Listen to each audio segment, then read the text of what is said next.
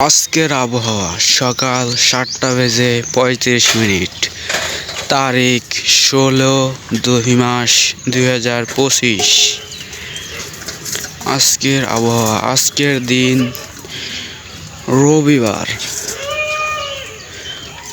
প্রচুর কুয়াশা ভরা সকাল।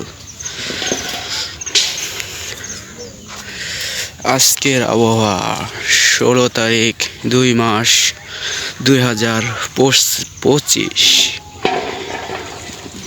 কিরকম ভাবে কুয়াশা উঠেছে চারিপাশে।